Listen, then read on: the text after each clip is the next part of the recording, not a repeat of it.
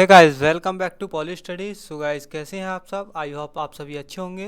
तो यहाँ पर हम क्या शुरू करने वाले हैं वो चीज़ देखनी है आज आपको। और यहाँ पर आपने पिछली वीडियो में मशीन डिजाइनिंग, ठीक है, आज हम शुरू करने वाले हैं। सब्जेक्ट है आपका सब्जेक्ट मशीन डिजाइन, ठीक है। तो एमडी के नाम से हम शॉर्ट में यहाँ पर लिखेंगे एमडी। ओके, तो यहाँ पर हम एमडी को शुरू करने वाले हैं और यहाँ पर पहला चैप्टर आपका होगा इंट्रोडक्शन। तो इंट्रोडक्शन बहुत अच्छा चैप्टर है। सॉरी, यहाँ इंट्रोडक्शन।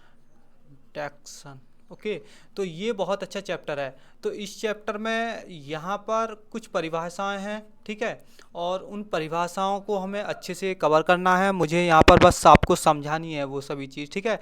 और यहाँ पर मैं आपको साथ के साथ यहाँ पर इस तरीके से हेडिंग, जैसे कि यहाँ पर मैं आपको थोड़ा सा बता देता हूँ किस तरीके से आपको नोट्स बनाने हैं।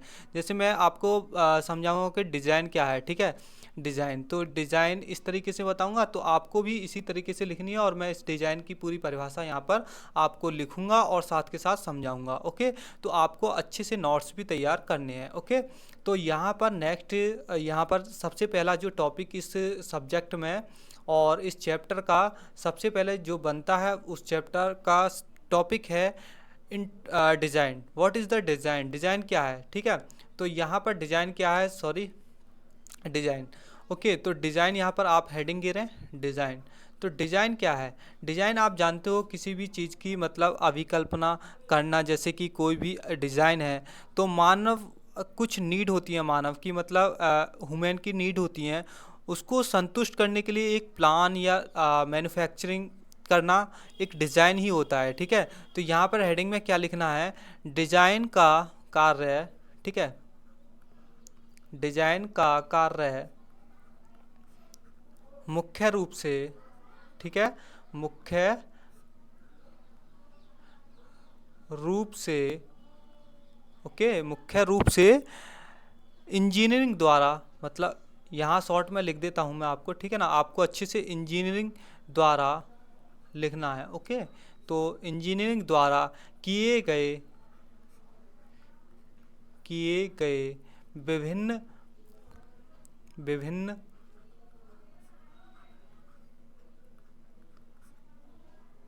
उत्पाद उत्पादों, यहाँ पर लिखना उत्पादों, उत्पादों तथा निर्माण कार्यों को निर्माण कार्य को मनुष्य, ओके, तो मनुष्य की जो आवश्यकता होती है, मनुष्य की आवश्यकता के अनुरूप के अनुरूप अनुरूप ठीक है, अनुरूप बनाना, ये आपकी क्या होती है? डिजाइन, ठीक है, बनाना है। तो इसको हम यहाँ पर कह सकते हैं कि ये एक तरीके से स्टैंडर्ड डिज़ाइन की डेफिनेशन है जो कि आपको उतारना है, ठीक है। तो यहाँ पर आपको समझाने का ये तरीका है कि डिज़ाइन होती क्या है। डिज़ाइन एक तरीके से हम डिफाइन करें कि जो एक प्लान मानव के द्वारा तैयार किया जाता है और बेसिकली नीड होती है इंसान की, ठीक है। तो वो उसको क्या करता है, पहले सोचता है, मतलब कुछ चीज़ क्रिएट करता है माइंड में, ठीक है, या उसके बारे में प्लान करता है, तो वो ही क्या होती है? डिज़ाइन होती है। डिज़ाइन बहुत ज़्यादा ज़रूरी है, मतलब बिना डिज़ाइन के आप कुछ चीज़ तैयार कर दो। सपोज यहाँ पर एक ये इस तरीके की कोई एक यहाँ पर मटेरियल है, ये हमको बनाना है, ठीक है। आपने बिना सोचे समझे इसको तैयार कर लिया और ये पार्ट्स आपको किसी कार में लगाना है, ठीक है। सपोज मानो कार, ठीक है, यहाँ पर ये इसको हम कहें कहें तो आप गियर बॉक्स समझो, ठीक है, gear box. Okay, gear box है, सपोज आपने यहाँ पर गियर बॉक्स बनाया, ये आपका एक गियर बॉक्स है, आपने ये तैयार किया बिना डिज़ाइन के, ठीक है, बिना डिज़ाइन के, और कार में लगा दिया। तो जब बिना डिज़ाइन के आपको पता ही नहीं है किस तरीके का यहाँ पर सेट करना है, कार में कितना स्थान है, कितना स्पेस है, बिना डिज़ाइन के आपने बना दिया और उसमें लगाओगे तो लग जाएगा? वो नहीं लगेगा। इस तरीके से हमको पहले प्लान करना होता है किसी भी तरीके का प्रोडक्ट बनाने के लिए।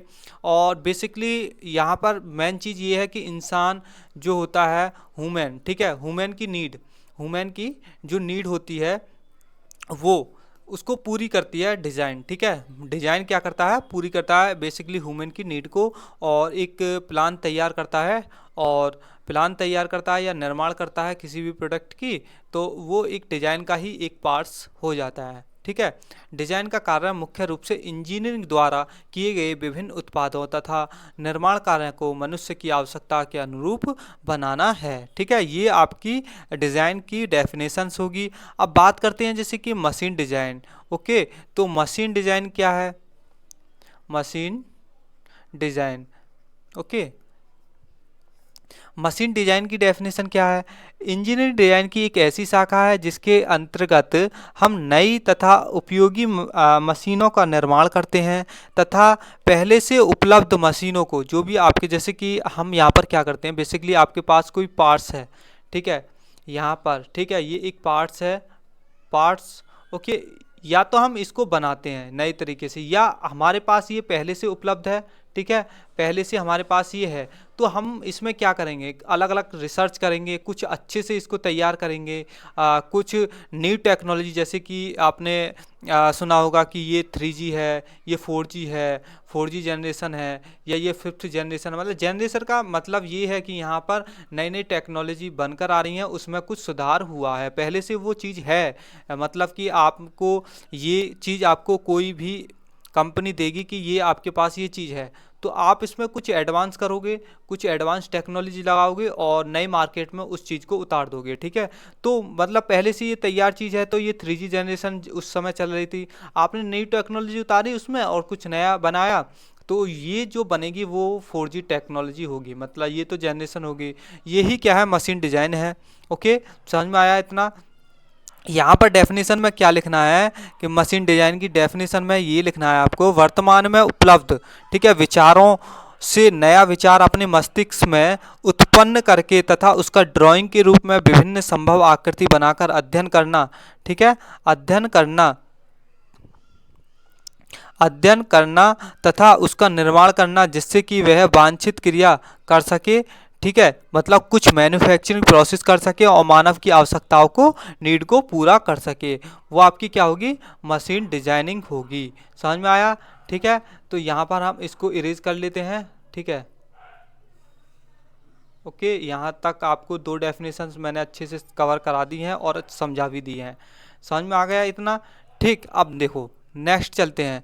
नेक्स्ट क्या है, आपकी डेफिनेशंस के प्रकार हैं। ठीक है, मतलब कि जो टाइप्स ऑफ मशीन डिजाइन क्या होती हैं। ठीक, मतलब types of machine design, MD short में लिख देता हूँ, आप इसको नोट्स में उतार लेना। ठीक है, अच्छे से मैं बोल ही रहा हूँ जो भी चीज़ है।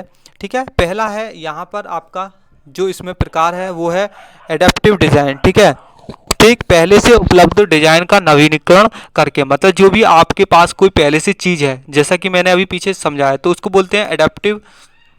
ठीक है, एडेप्टिव डिजाइन। ओके, पहले से तैयार कोई चीज़ है उसमें संशोधन करके आपको करना है, तो उसको हम बोलते हैं एडॉप्टिव डिज़ाइन। ठीक है, इसके बारे में बस यही बेसिकली लिखना है कि जो हमारे पास जो पहले से तैयार किया गया कोई उत्पाद है या प्रोडक्ट है, उसमें कुछ नया संशोधन करके जो मानव की सेवाओं के लिए उपयोगी बनाना है, उसको ही हम क्या करते हैं, एडेप्टिव डिज़ाइन कहते हैं। ये आपके पहला प्रकार हो गई मशीन डिज़ाइन की। ठीक है, नंबर सेकंड जो डिज़ाइन आता है वो आता है डेवलपमेंट। ठीक है, डेवलपमेंट। ठीक है, डेवलपमेंट डिज़ाइन, तो डिज़ाइन डेवलपमेंट होगी ये। इसमें क्या है, मतलब कि कुछ नया तरीके से करना, इस प्रकार से एक पहले से जो उपलब्ध आपके पास तैयार है कोई भी प्रोडक्ट, ठीक है, उसको लिया जाता है इसमें।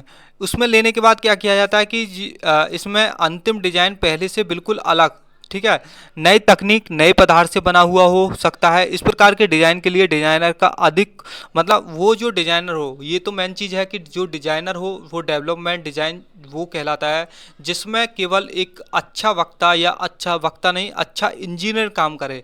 मतलब डेवलपमेंट डिज़ाइन में क्या होगा, एक कुशल कारीगर काम करेगा। ठीक है, जिसको सभी चीज़ की नॉलेज हो, किस तरीके से मटेरियल मिलाया जाता है, किसको किसके अनुपात में मिलाया जाता है, तो ये चीज़ होती है। ठीक है, न्यू, एक तीसरे नंबर पर आपका डिज़ाइन आता है न्यू डिज़ाइन। ठीक है, बिल्कुल नया, जो पहले से मार्केट में नहीं है और आप उसको बनाओगे। ठीक है, समझ में आया? इस तरीके से ये मशीन डिज़ाइन के तीन पार्ट्स हैं, मतलब तीन प्रकार हैं, तीनों प्रकार मैंने अच्छे से समझा दिया है, एक बार और मैं इसको डिस्कस करता हूँ। पहला होता है एडप्टिव डिज़ाइन, मतलब पहले से उपलब्ध डिज़ाइन का नवीकरण करके, मतलब पहले से कोई प्रोडक्ट है, ठीक है, पहले से कोई प्रोडक्ट है और उसका आपने थोड़ा सा टेक्नोलॉजी करके एक नया प्रोडक्ट लॉन्च कर दिया मार्केट में, ठीक है, मार्केट में क्या क्या आपने लॉन्च कर दिया, तो उसको हम बोलेंगे एडप्टिव, ठीक है, क्या बोलेंगे, एडप्टिव डिज़ाइन। वो जो डिज़ाइन होगा वो आपका होगा एडप्टिव डिज़ाइन। सेकंड है जैसे कि development design.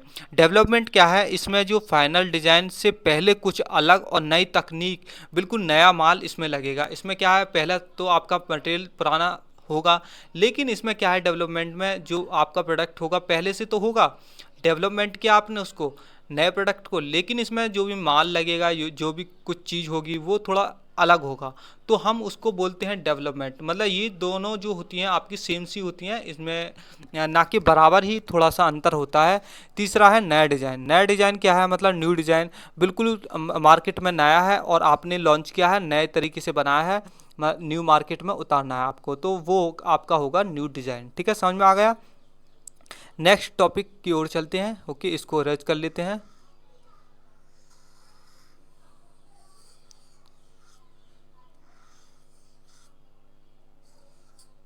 Okay, next topic है आपका कि डिजाइन किए गए तथा नए डिजाइन किए गए उत्पादों की तुलना। क्या है, कंपैरिजन, ठीक है, सॉरी यहाँ पर लिखते हैं comparison, comparison of design develop design, ठीक है, डिजाइन के बीच में और अनडिजाइन, ठीक है, एंड अनडिजाइन, ये आपको हेडिंग गिननी है। हेडिंग आपको मैंने बता दी है, कंपैरिजन मतलब तुलना, डिजाइन और अनडिजाइन, ठीक है, उत्पाद जो आपकी डिजाइन है और जो ना डिजाइन है उनके बीच में तुलना करनी है, ठीक है, किस तरीके से। तो पहला आपको लिखना है, इनमें पहला टॉपिक है डिजाइन किया गया उत्पाद अधिक भरोसेमंद और टिकाऊ होता है। डिजाइन, ठीक है, डिजाइन किया गया, एक मिनट,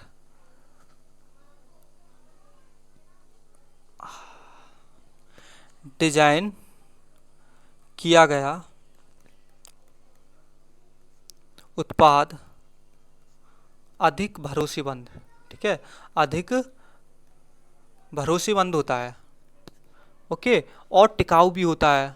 और क्या होता है, टिकाऊ होता है, ओके, टिकाऊ भी होता है। ओके, समझ में आ रहा है, लिख लोगे आप इतना तो, ठीक है, बोल भी रहा हूं मैं इस तरीके से, ठीक है। नेक्स्ट है डिजाइन, जो आपका डिजाइन है, डिजाइन किया गया प्रोडक्ट एक तरीके से स्टैंडर्ड होना चाहिए, मतलब मानकों के अनुरूप होना चाहिए, मानकों के अनुरूप होता है, अनुरूप होता है। ओके, समझ में आ गया। अब हम पहले वाले को इरेज कर लेते हैं, ठीक है,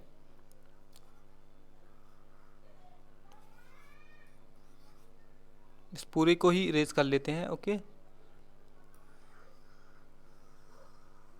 हेडिंग वगैरह आपने साथ के साथ उतार ली होंगी, यदि नहीं भी उतारी है तो बाद में उतार सकते हैं, ठीक है। नेक्स्ट है आपका नंबर 3 टॉपिक, इसमें आपको लिखना है डिज़ाइन किए गए प्रोडक्ट को, डिज़ाइन किए गए प्रोडक्ट को, डिज़ाइन किए गए प्रोडक्ट को अधिक सरल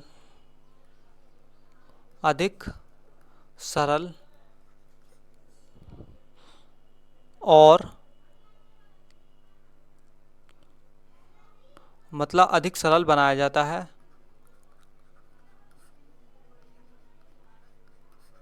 ओके।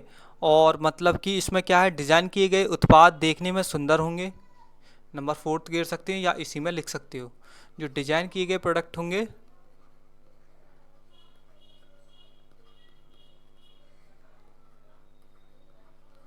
वो अधिक सुंदर होंगे, ठीक है, सुंदर होंगे। समझ में आया। ये आपके एक और लिखवा देता हूँ मैं यहाँ पर, एक 5वां है डिज़ाइन जो होंगे डिज़ाइन किए गए प्रोडक्ट डिजाइन किए गए प्रोडक्ट, डिजाइन किए गए प्रोडक्ट का चालन, नियंत्रण सरल होता है। ठीक है, अब देखो यहाँ पर ये तुलना हमने कर दी है, क्या है, जो अनडिजाइन आपने प्रोडक्ट बनाया उसका थोड़ा सा कंट्रोल सरल नहीं होगा, किसी भी तरीके का हो सकता है। ठीक है, नंबर फोर्थ है डिजाइन किया गया जो प्रोडक्ट होगा वो अधिक देखने में अच्छा लगेगा, क्योंकि आपने डिजाइन किया है, आप डिजाइन में संशोधन भी कर सकते हो यदि आपको गलत लग रहा है। ठीक है ना, और जो अनडिजाइन होगा वो थोड़ा काफ़ी देखने में भी बहुत अच्छा नहीं लगेगा। ठीक है, तो ये आपके एक तुलना है, बहुत अच्छा क्वेश्चन है जो कि परीक्षा में पूछा जा सकता है। ठीक है, तो यहाँ पर हम इसको इरेज कर लेते हैं। ओके, नेक्स्ट टॉपिक की ओर चलते हैं। नेक्स्ट टॉपिक क्या है आपका, नेक्स्ट टॉपिक है कि आपके कुछ गुण भी हैं, गुण को हम देखेंगे। देखो एक क्वेश्चन आता है, इसको मैं लास्ट में कराऊंगा। ठीक है ना, तो यहाँ पर कुछ हम इनके बारे में देखते हैं, कुछ गुण हैं। ठीक है, इन गुणों को आपको करना है, और अलग से यहाँ पर मैं इंजीनियरिंग जो मटेरियल्स आपका सब्जेक्ट होता है, ठीक है, इंजीनियरिंग मटेरियल्स आपका एक सब्जेक्ट होता है जो कि आपने थर्ड सेमेस्टर में पढ़ा होगा। ठीक है, थर्ड सेम में पढ़ा था या नहीं पढ़ा होगा, बिल्कुल निश्चित। ठीक है, तो यहाँ पर आपका उस सब्जेक्ट में सबसे पहले गुण होते हैं। ठीक है, गुण होते हैं, तो यदि नहीं भी किया है कोई दिक्कत नहीं है, जब मैं वहाँ पर एक अलग से कुछ मैकेनिकल प्रॉपर्टीज़ कराऊंगा। ठीक है, मैकेनिकल प्रॉपर्टीज़ उस वाली वीडियो को देख लेना, ये ना समझे कि वो थर्ड सेम के लिए है, आप देख लेना। ठीक है, मैं यहाँ पर केवल उन गुणों को लिखवा देता हूँ, केवल हेडिंग। ठीक है, बाकी मैं यहाँ पर और कुछ उसको डेफिनेशंस को नहीं बताऊंगा, क्योंकि आपने पढ़ा भी होगा कुछ काफ़ी अच्छी तरीके से। यहाँ पर नेक्स्ट टॉपिक जो हम पढ़ा रहे थे उसके बारे में बात करते हैं, मतलब मैकेनिकल प्रॉपर्टीज़। ठीक है, मैकेनिकल प्रॉपर्टीज़, तो पहली प्रॉपर्टी इसमें पूछी जाती है स्ट्रेंथ। स्ट्रेंथ क्या होती है, स्ट्रेंथ के बारे में आप जानते हैं। और यहाँ पर सेकंड है आपकी रिजिडिटी। नंबर थर्ड, ठीक है, नंबर थर्ड है वेट। वेट क्या होता है आप जानते हैं। नंबर फोर है रिलिएबिलिटी।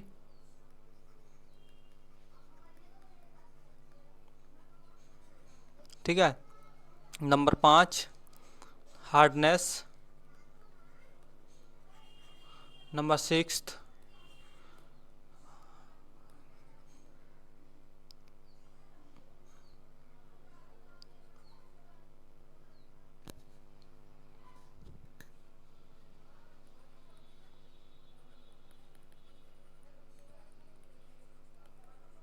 मशीनिएबिलिटी। ठीक है, नंबर नेक्स्ट फ्लेक्सिबिलिटी। ये आपकी कुछ गुण हैं जो कि परीक्षा में पूछे जा सकते हैं मशीन डिजाइन में, केवल आपको इनको ही तैयार करना है। बाकी जो मैकेनिकल प्रॉपर्टीज़ हैं मैं उनको आपका एक सब्जेक्ट होता है EMMS, इंजीनियरिंग मटेरियल्स के नाम से।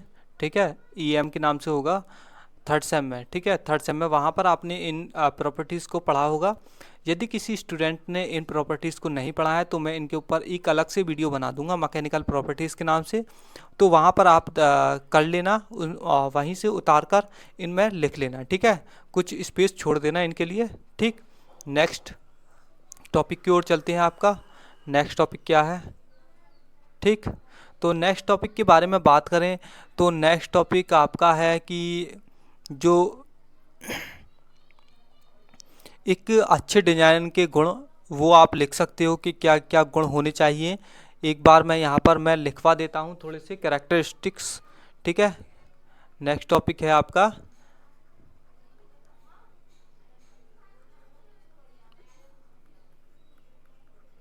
Characteristics of a good designer. ठीक है, गुड डिजाइनर क्या होते हैं, तो नंबर एक बात है कि उसका अनुभव। ठीक है, अच्छा होना चाहिए, मतलब एक वेल एक्सपीरियंस्ड होना चाहिए, एक अनुभवी होना चाहिए, मतलब एक अनुभवी अनुभवी होना चाहिए। ठीक है, पहला गुण तो ये होना चाहिए उसके पास।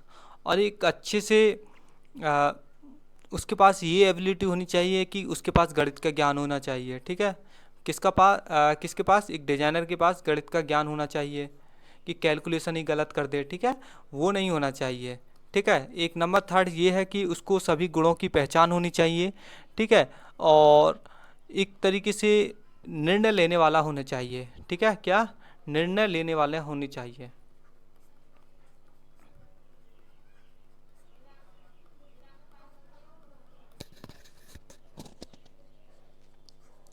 ओके, नेक्स्ट आपका एक ये है कि उसके पास एक तरीके की तकनीक होनी चाहिए कि वो आने वाले जो फीचर्स हैं उनको भी पहचाने, मतलब एक तरीके से सुधारवादी होना चाहिए, वह सुधारवादी होना चाहिए।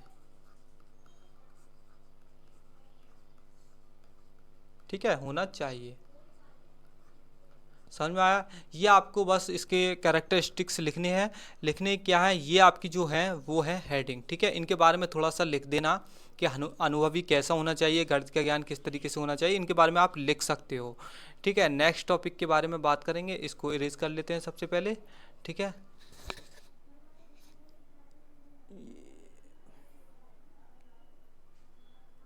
ये थोड़ा सा गड़बड़ कर रहा है।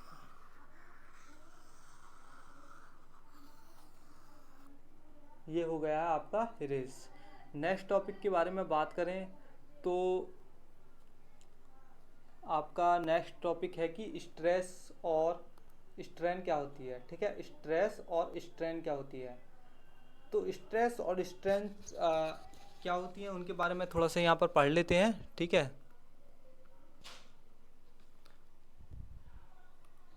टॉपिक गिरो यहाँ पर, हेडिंग स्ट्रेस। स्ट्रेस क्या होती है, हिंदी में हम बोलते हैं प्रतिबल। प्रतिबल क्या होता है। ठीक है, जब किसी भी हम जानते हैं किसी भी वस्तु पर बाहर से बल लगाते हैं हम किसी पर भी। ठीक है, जैसे कि आपके सामने ये एक कोई वस्तु है। ठीक है, यहाँ पर इस तरीके से पिंड है, उस पर हम बाहर से बल लगाने पर उसके अंदर कुछ बाहरी बलों के बराबर प्रतिरोधी बल जो होता है उससे उत्पन्न हो जाते हैं। जो प्रतिरोधी जो बल होते हैं वो भीतर के उत्पन्न हो जाते हैं। इन प्रतिरोधी बलों को ही हम स्ट्रेस कहते हैं। जैसे कि सपोज हमने यहाँ से इधर की ओर इस तरीके से खींचा और इस तरह से इधर की ओर खींचा, मतलब F1 इस पर लगाया बल और F2 इस पर लगाया बल इधर की ओर। तो जब ये खींचेगा तो यहाँ पर इसकी लंबाई में भी कुछ परिवर्तन होगा। ठीक है, जब सपोज मानकर चलो यहाँ पर इधर इतनी लंबाई है तो इसमें ट्रांसफॉर्मेशन होगा, इस तरीके से बन जाएगी, ये खींचने के बाद बनेगी या नहीं। तो इसकी लंबाइयों में भी कुछ परिवर्तन होगा। तो इसको ही हम क्या बोलते हैं, प्रतिबल बोलते हैं। ठीक है, जब हम किसी भी बॉडी पर बाहर से बल लगाते हैं तो उसके अंदर, ठीक है, इसके अंदर ठीक, इसके अंदर बाहरी बलों के बराबर, बाहरी जो बल लग रहे हैं इसके बराबर, ठीक है, इसके बराबर प्रतिरोधी बल उत्पन्न होते हैं। मतलब क्या होते हैं, प्रतिरोधी जो बल होते हैं वो क्या होते हैं, उत्पन्न हो जाते हैं। ठीक, प्रतिरोधी जो बल हैं वो उत्पन्न हो जाते हैं। ओके, समझ में आया यहाँ तक? तो ये इसकी क्या है, पूरी तरीके से डेफिनेशन है स्ट्रेस की। तो स्ट्रेस का एक फॉर्मूला होता है, मेन चीज़ क्या है, रो बराबर एफ अपॉन ए। ठीक है, रो बराबर एफ अपॉन ए। ये क्या है, एफ है आपका बल।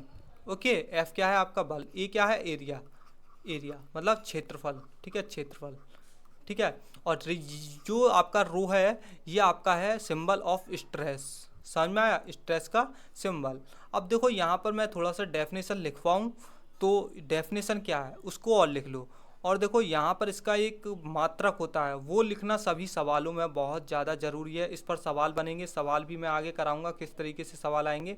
इस चैप्टर में भी सवाल बनेंगे जब यहाँ पर ये स्ट्रेस पूछा है और स्ट्रेन भी। ठीक है, तो इसके जो स्ट्रेस है, स्ट्रेस का ये फॉर्मूला है, तो इसका मात्रक क्या बनेगा, फोर्स का क्या होता है न्यूटन, और एरिया का क्या निकलेगा, mm²।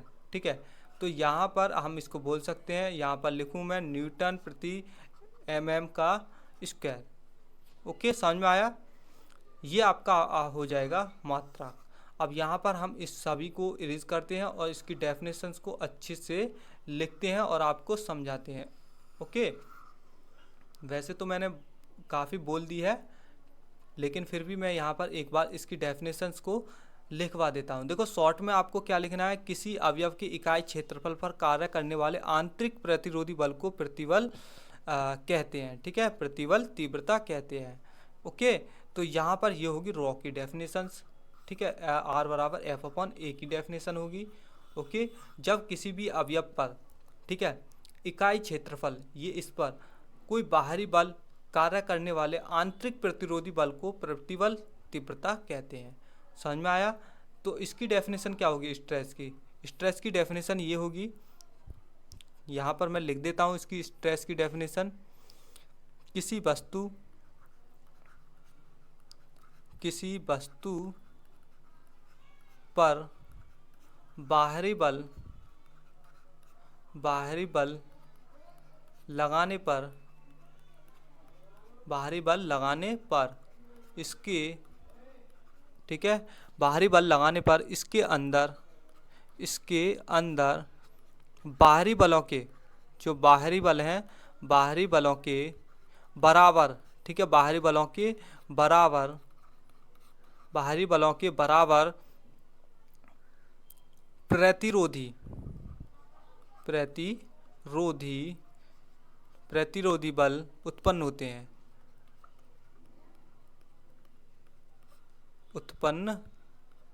हो जाते हैं।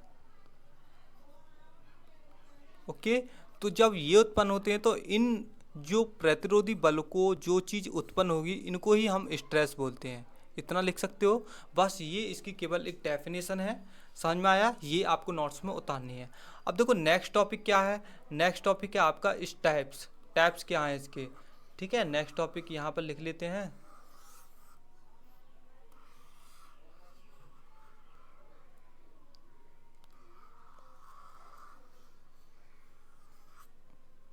नेक्स्ट टॉपिक यहाँ पर लिखते हैं, नेक्स्ट टॉपिक है टाइप्स ऑफ स्ट्रेस।